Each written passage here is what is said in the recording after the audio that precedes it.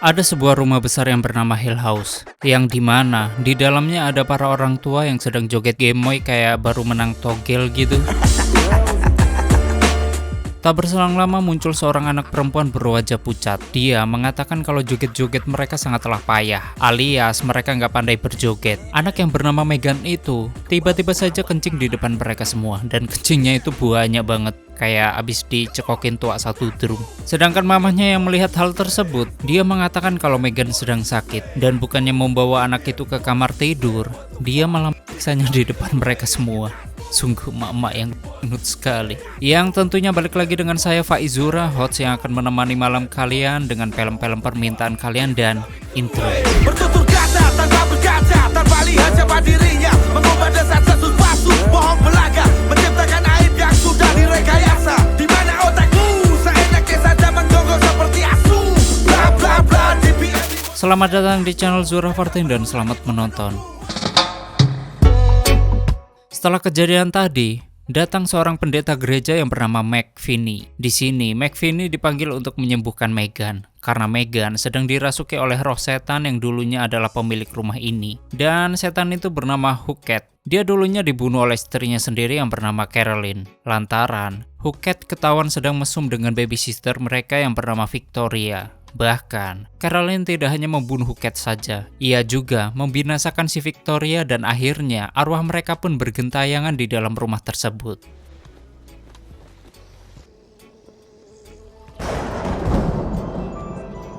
Dibantu oleh seorang pendeta lain yang bernama Harris, McVinney pun menemui Megan yang sekarang wajahnya sudah dipenuhi codet mirip seperti preman Tanah Abang.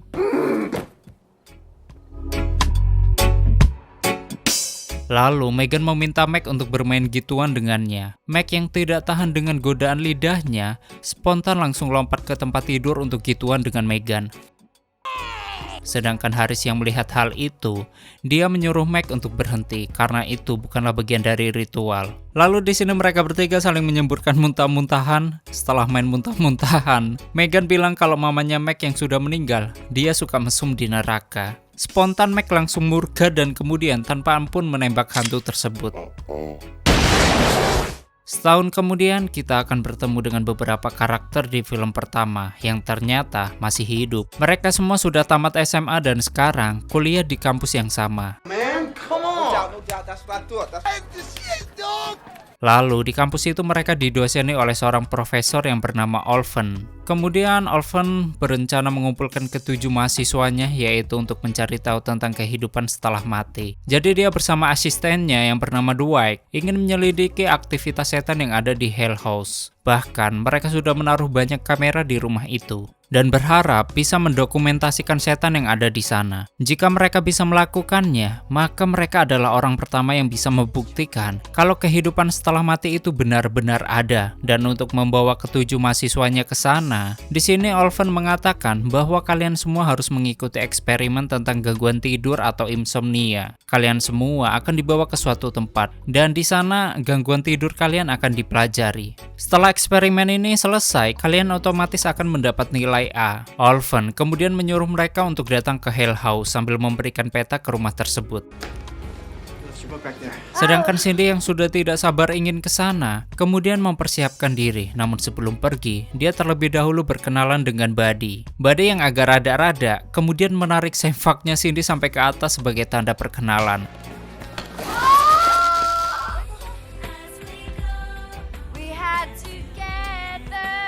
Singkatnya, Cindy pun sampai di sana. Lalu bertemu dengan seekor burung kakak tua yang mulutnya kayak omongan netizen gitu. Hello? Well, I'm hung like a bull, lady.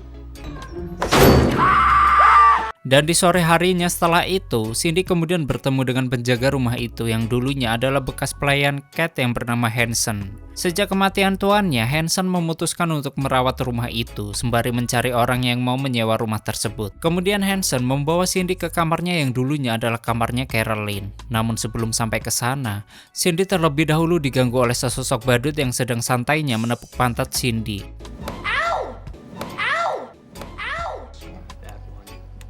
Setelah itu, Cindy kemudian pergi ke meja makan, yang dimana profesor dan teman-temannya sudah berkumpul untuk makan malam. Mereka yang sudah kelaparan, tiba-tiba saja langsung cabut ke kamar masing-masing, lantaran Hanson menyentuh semua makanan dengan tangannya.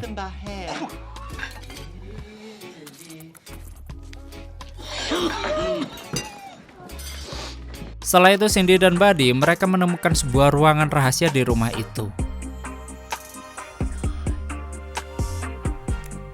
Di sana, mereka melihat fotonya Carolyn yang ternyata sangat mirip dengan Cindy. Selain itu, mereka juga menemukan sebuah kotak miliknya Carolyn dan kemudian membawa kotak itu pergi dari sana. Di sisi lain, Alex yang sedang tidur, tiba-tiba dia dipersoka oleh hantu tak kasat mata. Namun kocaknya Alex malah menikmatinya. Mantap.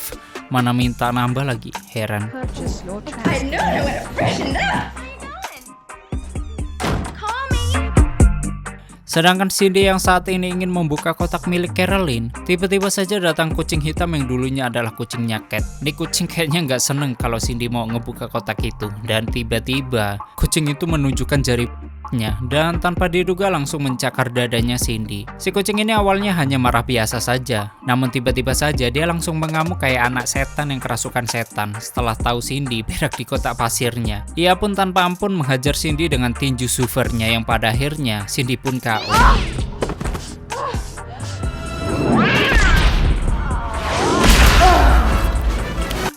Setelah itu, sekarang giliran Ray yang mendapat gangguan di rumah itu. Ray yang sekarang berada di kamar, tiba-tiba saja dikejutkan dengan kedatangan badut yang tadi menepuk pantatnya Cindy. Niatnya ingin mengganggu manusia pelangi itu, namun yang terjadi malah sebaliknya. Si badut malah dipersoka sama Ray hingga membuatnya berteriak-teriak ketakutan. Setelah Ray sekarang giliran Shorty yang sangat tergila-gila sekali pada ganja, kemudian dia menanam tanaman itu di dalam kamarnya. Kalau orang lain menyiram tanaman dengan air, Shorty malah menyiram tanaman itu dengan air kencingnya dan akibat hal tersebut, tanaman itu tiba-tiba menjadi raksasa. Dan kocaknya, di sini tanaman itu bisa hidup. Lalu tanaman itu tiba-tiba menangkap Shorty lalu dia menggulungnya seperti rokok ganja. Yang kemudian dia membakar rambutnya Shorty dan pada akhirnya tanaman itu menghisapnya. Yo man. Ya intinya tanaman itu membalas dendam dengan Shorty. Namun beruntungnya Shorty bisa selamat setelah Buddy memberikan ciki pada tanaman ganja itu. Dan tak lama kemudian tanaman itu terbang ke bawah angin kencang. Keesokan harinya, mereka semua berkumpul di dapur untuk sarapan. Di sini, Cindy memberitahu soal ruangan rahasia semalam dan mengenai Ken yang dibunuh oleh istrinya. Selain itu, mereka juga sudah tahu kalau ini semua bukan untuk eksperimen insomnia. Kenapa mereka bisa tahu para pemirsa? Hal itu dikarenakan Buddy yang menguping percakapan Dwight dan juga Hotman, yaitu tentang hantunya Ken yang semakin menggila di rumah tersebut. Spontan mereka pun langsung panik apalagi setelah tahu kunci rumah ini ada pada Dwight. Dan untuk mengambil kunci itu, kemudian Theo merayu Dwight dengan berbagai cara. Bahkan dia berniat untuk gituin Dwight. Namun entah apa yang merasuki Dwight atau memang orang ini sangat bodoh, ia malah menolaknya dan kocaknya di sini dia malah melakukan itu dengan mulutnya sendiri. Theo yang tidak tahan melihat kesintingan Dwight, dia langsung memukul kepalanya dengan telepon dan kemudian mengambil kunci tersebut.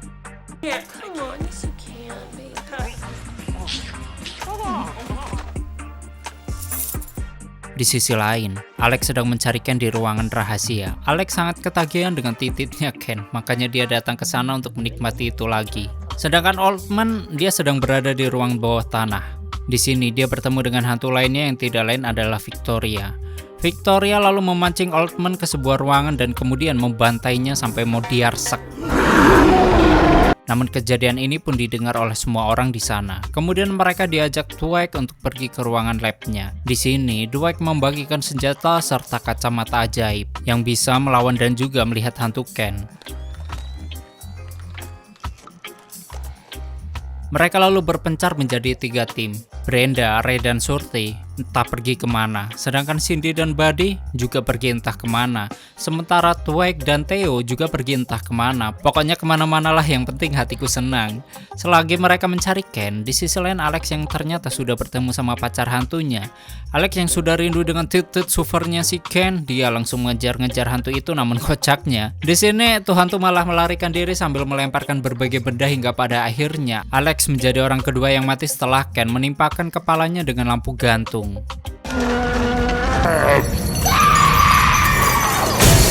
Sedangkan Cindy dan Buddy, sekarang mereka berada di ruangan pemanas rumah tersebut. Di sini mereka dikejutkan dengan tengkorak hidup yang ternyata adalah tengkoraknya Ken. Lalu tengkorak itu langsung mengejar mereka berdua dan mereka pun berpencar satu sama lain. Cindy yang sudah sangat ketakutan, kemudian masuk ke sebuah ruangan yang ternyata di situ ada Shorty di dalamnya. Cindy lalu bilang ada monster gila yang sedang mengejarnya. Namun bukannya membantu, Shorty malah menendang Cindy keluar dari ruangan tersebut. Setelah ditendang, lalu Cindy berlari ke arahnya Brenda yang sudah ketakutan mendengar suara monster itu. Brenda yang berpikir kalau itu adalah monster besar yang jahat dan juga kejam, malah bilang begini pada si Cindy, "Itu kan cuma tengkorak saja, kenapa lu mesti lari? Kayak dikejar-kejar sama keponakan T-Rex." Brenda pun lalu mempreteli satu persatu bagian tengkorak itu. Lalu dia menaruhnya tidak sesuai tempatnya lagi dan akhirnya tengkorak itu pun lari sambil ngedumel. Tak berselang lama tiba-tiba Buddy muncul di sana dan tiba-tiba sempaknya ditarik sampai ke atas ruangan itu. Brenda yang tadi sangat berani melawan si tengkorak, dia langsung lari kocar-kacir setelah melihat hal tersebut. Dan beruntungnya Cindy berhasil menyelamatkan Buddy walaupun dia mengalami luka di bagian jidat. Oh my god, you're bleeding. Cindy lalu membawanya ke ruangan Twig untuk mengobati luka tersebut. Selagi Cindy mengobati luka itu, di sisi lain Shorty sedang diganggu oleh Victoria. Namun kocaknya Shorty malah mempersoka Victoria di sana hingga bahkan ruangan itu bergoyang-goyang. Dan karena Victoria menunjukkan wajah jeleknya, Shorty pun menutup wajah itu dengan kantong kertas. Namun biarpun yang di atas telah ditutup, yang di bawah tetap terbuka selebar-lebarnya dengan tulisan welcome. Waktu Cindy sedang mengobati Buddy tadi, mereka lalu berbincang-bincang hal yang sama sekali nggak penting. Dan di saat yang bersamaan, Ken tiba-tiba muncul sambil mengunci mereka di ruangan pendingin. Di sini, Buddy sempat diserang oleh Ken hingga membuatnya terbaring lemas di ruangan itu. Sedangkan Cindy yang berpikir kalau Buddy akan mati, kemudian dia memijat-mijat kakinya untuk mengurangi rasa sakitnya. Namun si Buddy yang dia menyuruh Cindy untuk memainkan titiknya. Katanya, "Kumohon Cindy, ini tentang hidup dan juga mati. Ini atas nama cinta loh." I'm asking you. Namun ya, Cindy yang poyos, dia malah mau aja disuruh melakukan itu. Ya udah, Cindy pun kemudian memainkan titiknya Buddy. You're gonna go on. Sedangkan Twig, dia sekarang berhadapan dengan Ken menggunakan kursi roda. Di sini terjadilah perbalapan sengit, namun sayangnya Twig kalah setelah dia terlempar keluar jendela dan tak lama kemudian Hanson tiba-tiba muncul di sana.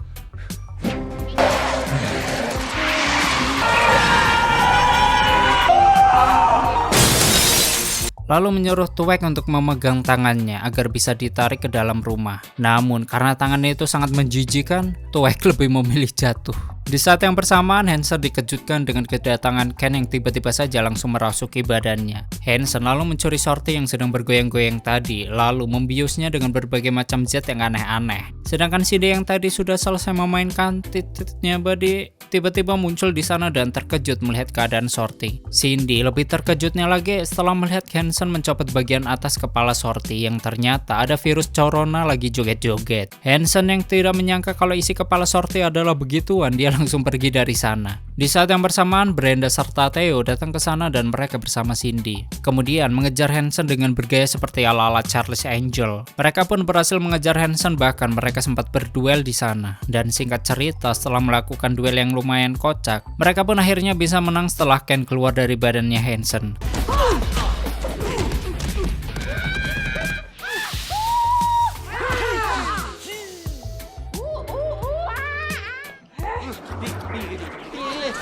Sedangkan Ray dan Buddy yang sekarang berada di labnya Twig, di sini mereka dikejutkan dengan kedatangan Twig yang ternyata masih hidup. Kemudian Twig membuat rencana untuk membinasakan Ken, namun dia membutuhkan bantuan Cindy. Dia menyuruh Cindy untuk memancing Ken ke sebuah mesin, sebelum nantinya dia membinasakan Ken menggunakan mesin itu. Awalnya Cindy berhasil memancing Ken, namun karena ketakutan melihat hantu itu, Cindy malah tetap berada di dalam mesin dan tidak mau pergi dari sana. Ray yang melihat itu kemudian berlari sekencang-kencangnya untuk menyelamatkan Cindy. Dan di saat yang bersamaan, mesin tersebut dihidupkan oleh Buddy yang kemudian Ken terserap ke dalam mesin itu dan mereka pun berhasil mengalahkan Ken. Setelah hal tersebut, tiba-tiba saja Shorty muncul di sana sambil membawa daun ganja. Dan keesokan harinya, Cindy yang sekarang sedang berada di asrama kampus. Di sini dia sedang berbicara dengan burung kakak tua yang kalau ngomongnya tak ada otak. Burung itu ngedumel pada Cindy. Kenapa cewek gila itu membawanya ke sana? Bahkan dia juga ngedumel soal makanan yang diberikan Cindy karena dia terus-terusan berek karena makanan itu. Dan di saat yang bersamaan, Buddy datang ke sana dan kemudian mengajak Cindy untuk membeli hotdog. Dan waktu membeli, ternyata penjualnya adalah Hansen yang sedang dirasuki oleh hantunya Ken. Yang dalam artian Ken tidak binasa dan sekarang kembali untuk Cindy. Namun tanpa disangka-sangka, tiba-tiba Hansen ditabrak oleh Shorty yang lagi gituan dengan pacar hantunya yaitu Victoria yang tentunya masih memakai kantong kertas lalu tamat. Yodizo sang rapper pedagang topi KW, kau tawarkan bir sini kubu. Oke, seperti itulah story filmnya, dan bagaimanakah menurut kalian dengan film kocak ini? Silahkan berdebat. Dan bagi kalian yang ingin filmnya di storyin, silahkan tulis di komentar. Terima kasih udah nyimak video ini sampai habis. Terus support channel ini dengan menekan like, subscribe, dan share ke alam semesta. Aneh pamit and stay on my channel. Jangan kemana-mana, sampai ketemu lagi di video selanjutnya. Bye-bye.